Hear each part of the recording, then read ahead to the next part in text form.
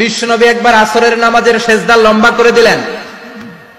সাহাবারা বললেন, নবী নামাজের পরে ধরলেন অসুস্থ হয়ে গেলেন নাকি, অথবা কোরআনের আয়াত সেজদা অবস্থায় নাজিল হয়ে গেল নাকি?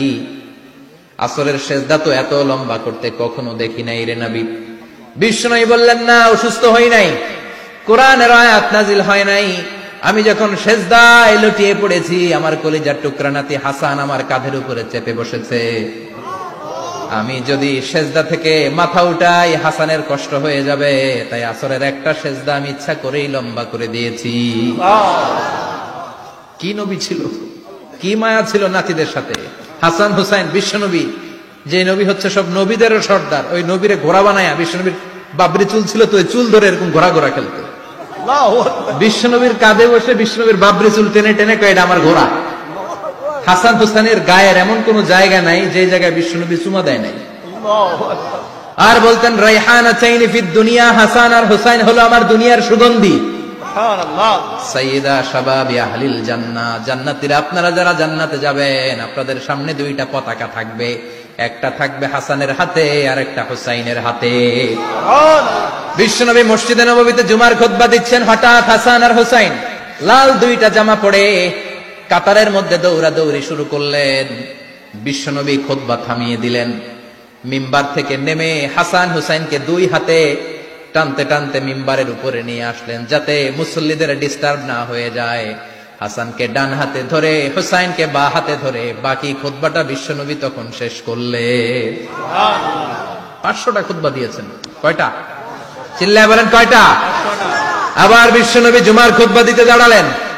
এক সাহাবী এসে বসে বলল, বিশ্বনবী বললেন, কুম, দাঁড়াও, 2 রাকাত পড়ছো? সাহাবী কয়, না, পড়ি নাই। বিশ্বনবী বললেন, ইরকা রাকাতাইন, 2 রাকাত পড়ো। সাহাবী 2 রাকাত পড়া শুরু করলেন, বিশ্বনবী আবার খুতবা দেওয়া শুরু করলেন।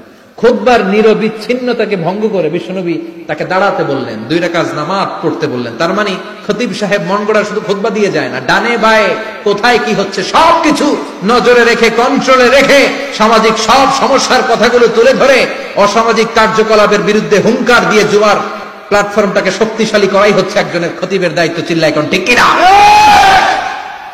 এ কাজই করেছেন বিশ্বনবী 500টা খুতবায়। আবার বিশ্বনবী দাঁড়িয়ে খুতবা দিচ্ছেন, এক সাহাবী এসে বলেন, নবী, মদিনার মধ্যে পানি নাই, অনাবৃষ্টি, দুর্ভিক্ষ, আপনি একটু দোয়া করেন যাতে বৃষ্টি হয়। কিসের দোয়া? বিশ্বনবী জুমার খুতবা থামিয়ে দিলেন, খুতবা দিচ্ছিলেন, খুতবা থামিয়ে দোয়া করলেন, আল্লাহুম্মা আসকিনা, আল্লাহুম্মা আসকিনা ইয়া গাউস আগিসনা, আল্লাহুম্মা আসকিনা গাইসান মুগীসান মারিআন মুরিআন নাফিআন গায়রা দা আজিলান গায়রা আজিল।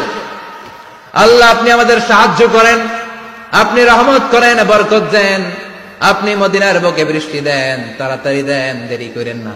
সুবহানাল্লাহ। বিশ্বনবী দোয়া করতে দেরি, মুহূর্তের মধ্যে ঝুমঝুম করে বৃষ্টি নাজিল হয়ে মদিনাটা প্লাবিত হয়ে গেল। আকাশে মেঘ দেয় কে? বৃষ্টি দেয় কে? সবকিছু দেয়ার মালিক কে? বৃষ্টি দেয় কে? মেঘ দেয় কে? বিশ্বনবীর দোয়ার বরকতে বৃষ্টি নামলো।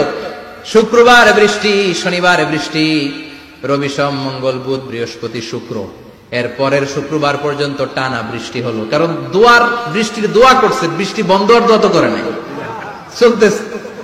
আল্লাহ কাছে নবী চাইছেন, দিতেছি, না করলে থামাবো। সুবহানাল্লাহ করবেন না?